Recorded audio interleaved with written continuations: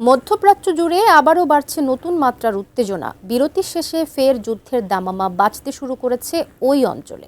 Hormuz প্রণালী ঘিরে একদিকে ট্রাম্পের নৌ অবরোধ, অন্যদিকে ইরানের কূটনৈতিক চাল। সব মিলিয়ে যুক্তরাষ্ট্র ও ইরান সংঘাতের বিপজ্জনক মোড় এখন গেম অব চিকেন, যা বিশ্ব অর্থনীতিতে নতুন ঝুঁকি তৈরি করেছে। আরও জানাচ্ছেন এসআই রাজ।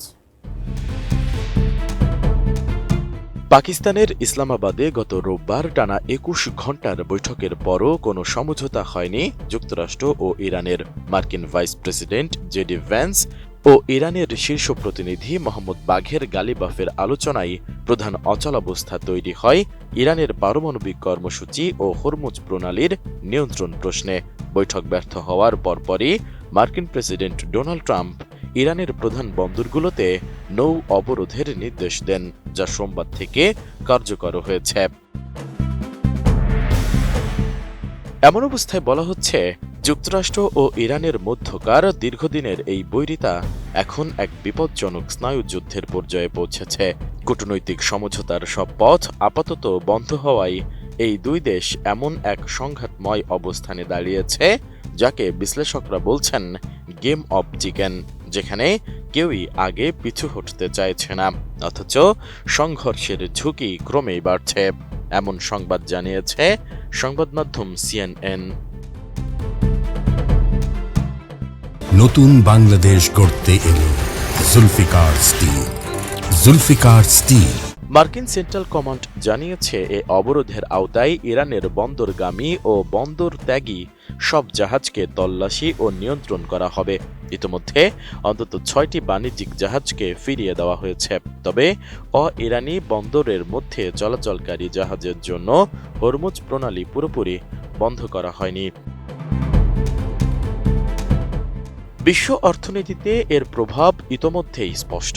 হরমুজ প্রণালী দিয়ে বিশ্বে মোট তেলের প্রায় ১/৫ পরিবাহিত হয়।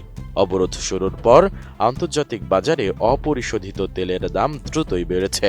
জ্বালানি বাজারে অস্থিরতা তৈরি হয়েছে এবং পরিবহন ব্যয় বৃদ্ধির আশঙ্কা দেখা দিয়েছে। অর্থনীতিবিদদের মতে, এ পরিস্থিতি দীর্ঘায়িত হলে শুধু মধ্যপ্রাচ্য নয়, বরং ইউরোপ, এশিয়া ও যুক্তরাষ্ট্রেও মুদ্রাস্ফীতি বাড়তে পারে। সামরিক দিক থেকেও পরিস্থিতি অত্যন্ত স্পর্শকাতর। মার্কিন নৌবাহিনীকে নির্দেশ দেওয়া হয়েছে সন্দেহভাজন ইরানি তেলবাহী জাহাজ আটকাতে আর প্রয়োজনে শক্তি প্রয়োগ করতে। জবাবে তেহরান হুঁশিয়ারি দিয়েছে, তাদের জলসীমায় কোনো আগ্রাসী পদক্ষেপ নিলে মার্কিন যুদ্ধজাহাজও নিরাপদ থাকবে না।